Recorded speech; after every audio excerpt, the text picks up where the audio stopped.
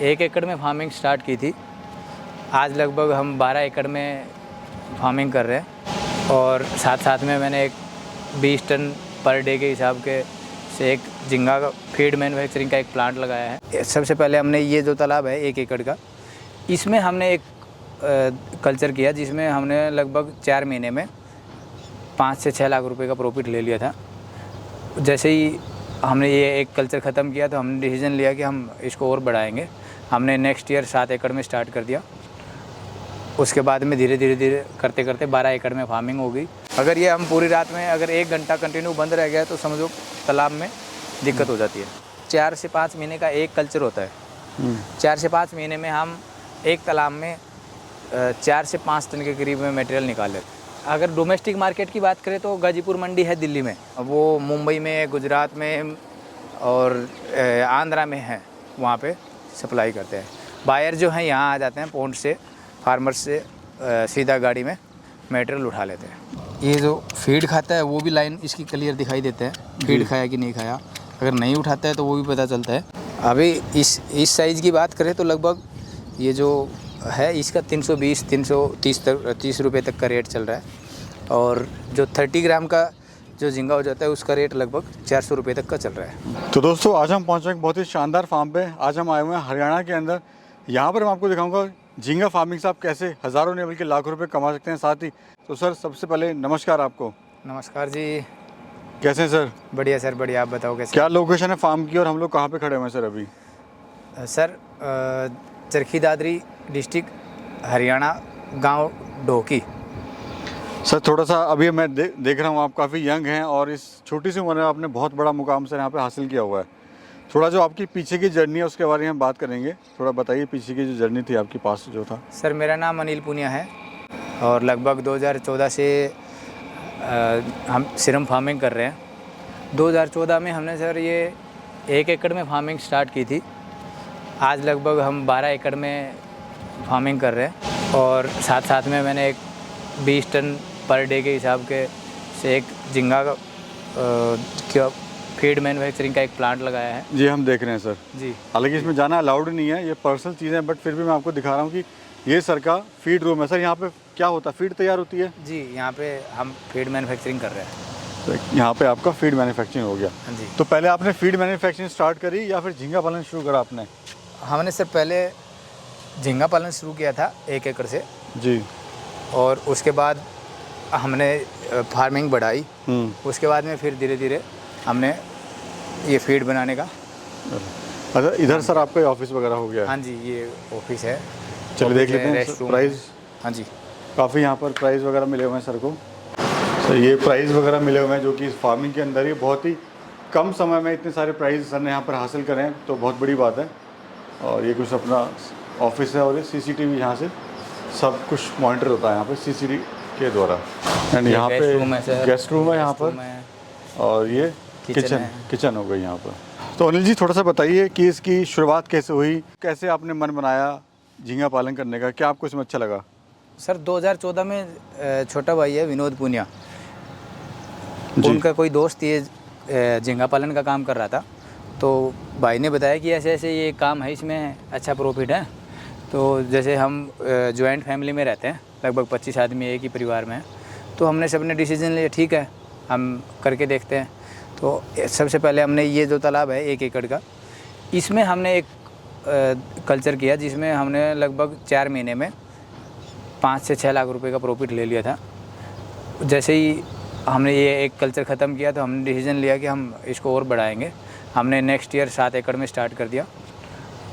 उसके बाद में धीरे धीरे करते करते 12 एकड़ में फार्मिंग हो गई एंड ये 20 टन पर डे के हिसाब से एक फीड मिल लगा दिया है और साथ साथ में जो फैसिलिटी जो टाइम को देखते हुए हमने एक कोल्ड स्टोरेज भी इस्टेब्लिश कर दिया, जिससे हम फार्मर्स को या हमारे खुद के लिए जो हम फार्मिंग कर रहे हैं इसमें कोई भी इशू आए तो हम एक बैकअप रखें जी। जो भी कल्चर चल रहा है, कोई इमरजेंसी आए तो हम निकाल के अच्छे रख सकते हैं और अच्छा जो रेट आए उसके हिसाब से अपना मटेरियल सेल कर सकते हैं। अच्छा सर मैं देख रहा हूँ ये जो मशीन है ये किस लिए है, तो क्या काम है इसका? सर बेसिकली क्या है कि जो नाइट टाइम में जो पानी में क्या है ऑक्सीजन जो डिजोल्व ऑक्सीजन जो बोलते हैं वो नहीं बनती है। दिन में तो जो फोटोसिंथेसिस जो सिस्टम है उसके थ्रू जो ऑक्सीजन है वो लेवल बढ़ जाता है। स्पेशली रात में जब ये जो चारों तरफ आप देख रहे हो ये कॉर्नर में है जो एरिएटर बोलते हैं इनको, ये पूरे रात भर ये चलने ज़रूरी होते हैं। तो इससे ऑक्सीजन का सर्कुलेशन, जी, इससे ऑक्सीजन पानी में डेवलप होती है और जिसमें जो झींगा है जो भी मछली है उसको ऑक्सीजन मिलती है। अगर ये हम पूरी रात में अगर 1 घंटा कंटिन्यू बंद रह गया तो समझो तालाब में दिक्कत हो जाती है। तो अभी सर प्रोडक्शन कितना, क्या डेली प्रोडक्शन आता है इसमें या फिर महीने में लेते हैं या हफ्ते में लेते हैं आप? नहीं, ये सर 4 से 5 महीने का एक कल्चर होता है। 4 से 5 महीने में हम एक तालाब में 4 से 5 टन के करीब में मटेरियल निकाल लेते हैं जी। जो और ये सर सेल कहाँ पे होता है? ये अगर डोमेस्टिक मार्केट की बात करें तो गाजीपुर मंडी है दिल्ली में, और हम एक्सपोर्टर या प्रोसेसिंग प्लांट की बात करें तो वो हमारे पास यहाँ पे अभी फ़िलहाल अवेलेबल नहीं है जी। वो मुंबई में, गुजरात में और आंध्रा में है, वहाँ पे सप्लाई करते हैं। बायर जो हैं यहाँ आ जाते हैं पॉन्ड से, फार्मर से सीधा गाड़ी में मटेरियल उठा लेते हैं। तो सर मैं देख रहा हूँ ये आपने हर जगह लगाया हुआ है, मतलब जो जितने भी पॉन्ड हैं सब पे आपने 1-1, 2-2 लगाए हुए हैं जी। क्या काम है इसका और किस लिए इस्तेमाल होता है ये बताइए? बेसिकली सर ये चेक ट्रे बोलते हैं हम इसको। हाँ जी।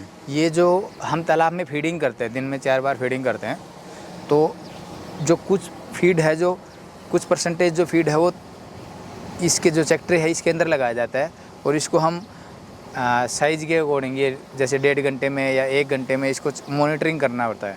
इसको फिर उठा के देखते हैं, अगर फीड खाया है तो ये समझते हैं कि तालाब में फीड खा लिया है। सर एक बार थोड़ा दिखाइए एग्जांपल के तौर पे।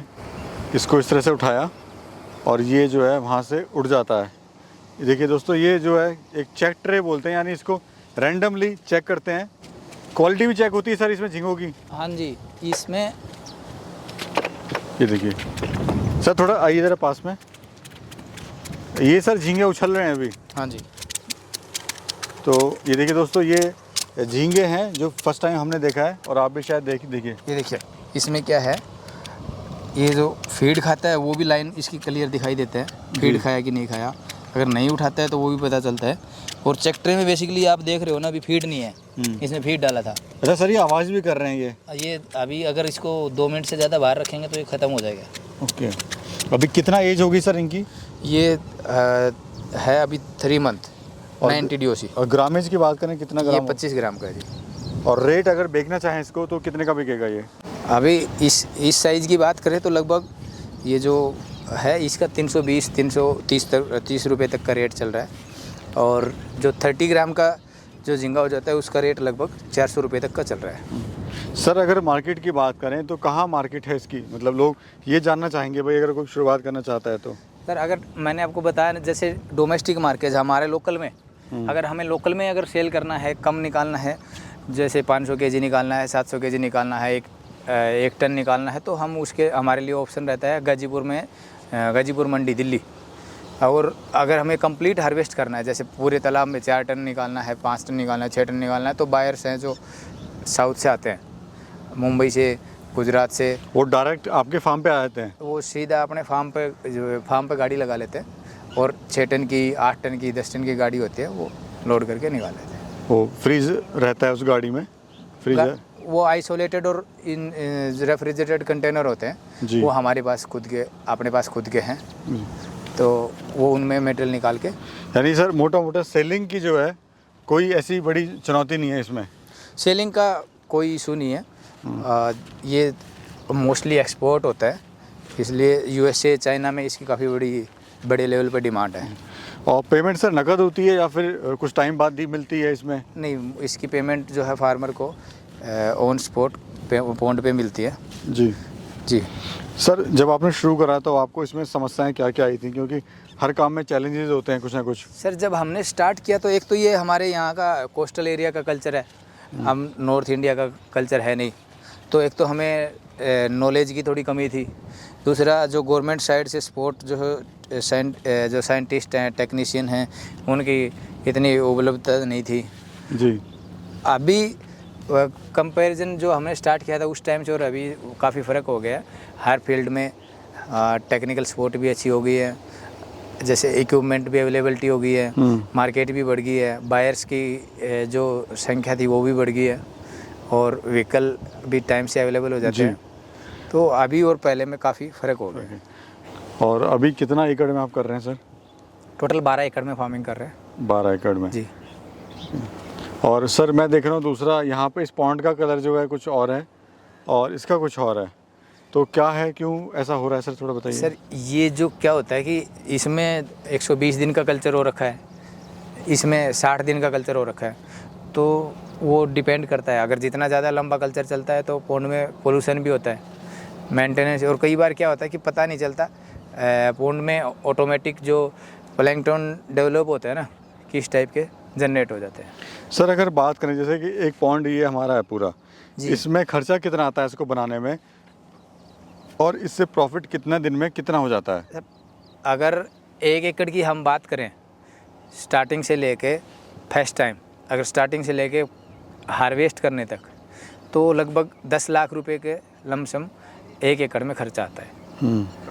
अगर हम नेक्स्ट टाइम की बात करें तो खर्चा कम होता चला जाता है, जिसमें हम इनिशियली फर्स्ट टाइम क्या होता है कि हम जनरेटर ख़रीदते हैं, एरिएटर ख़रीदते हैं, पॉन्ड की प्रिपरेशन करते हैं, पॉलीथीन ख़रीदते हैं, तो नेक्स्ट टाइम हमें ये परचेज नहीं करना पड़ता। प्रॉफिट फिर ज़्यादा होने लगता है। हाँ जी, हाँ जी।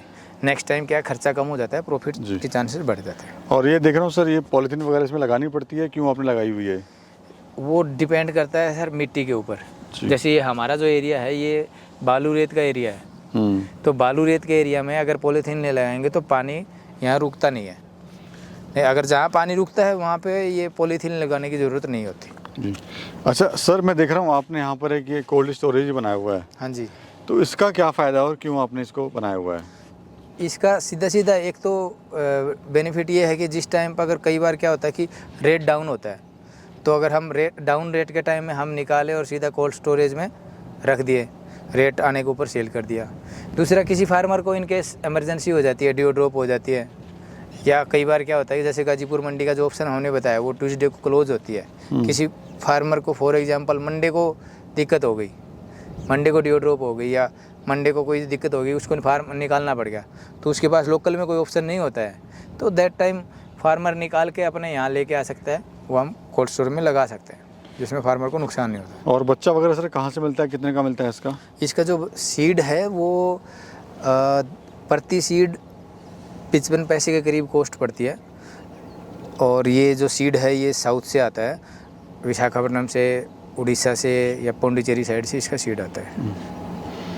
और समस्याएं क्या क्या आई थी सर आपको शुरुआत में? शुरुआत में एक तो हमें इसकी नॉलेज बिल्कुल नहीं थी, तो ये बोल सकते हैं कि नया काम था, तो नए काम में हमें किस टाइम पे क्या करना है, कभी फिजिकली इतना ऑब्जर्वेशन नहीं थी, देखा ही नहीं था।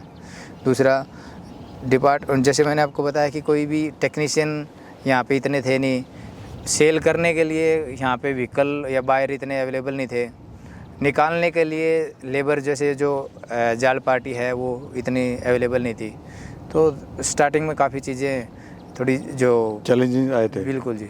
सर ऑल ओवर कैसा काम है अगर कंपेयर करें मछली पालन से, या वैसा कैसा काम है कोई युवा इसको करना चाहता है तो कोई भी? अगर मछली पालन से हम कंपैरिजन करें तो ये मानो कि जैसे मछली पालन में क्या है, अगर हम कोई काम मछली पालन करते हैं तो उसमें खर्चा बहुत कम होता है, अगर खर्चा कम होता है तो प्रॉफिट भी कम रहता है। और झींगा के लिए अगर हम जैसे बात करें तो झींगा में क्या है कि खर्चा बहुत है, खर्चा है तो प्रॉफिट भी है, और वो ये फार्मर तब अपने आप ये डिसाइड कर सकता है कि उसका पानी के पैरामीटर कैसे हैं। अगर किसी के सलाइन वाटर का है तो वो झींगा पालन की तरफ जाना चाहिए, अगर फ्रेश वाटर का है तो फिश फार्म की तरफ जाना चाहिए। यानी ऑल ओवर काम ठीक है? हाँ जी बिल्कुल ठीक है। जो कोई सब्सिडी वगैरह सर सरकार से? सर अभी हरियाणा गवर्नमेंट जो है प्रति यूनिट यानी कि 2.5 एकड़ के ऊपर 10 लाख रुपए तक की सब्सिडी झींगा पालन पे दे रही है जी। चलिए, क्या कहना चाहते हैं सर आप हमारे यूथ से? मैं सभी युवाओं को यही कहना चाहता हूँ कि जिस भी एरिया में, जैसे सलाइन वाटर का जो एरिया है जहाँ पे खेती जो अच्छे से नहीं होती है, उस एरिया में झींगा पालन को आप आराम से अपना सकते हो, और प्रति एकड़ 5 लाख रुपए तक का 5 महीने में इनकम आप कर सकते हो। बहुत बहुत धन्यवाद sir, thank you so much. Thank you sir.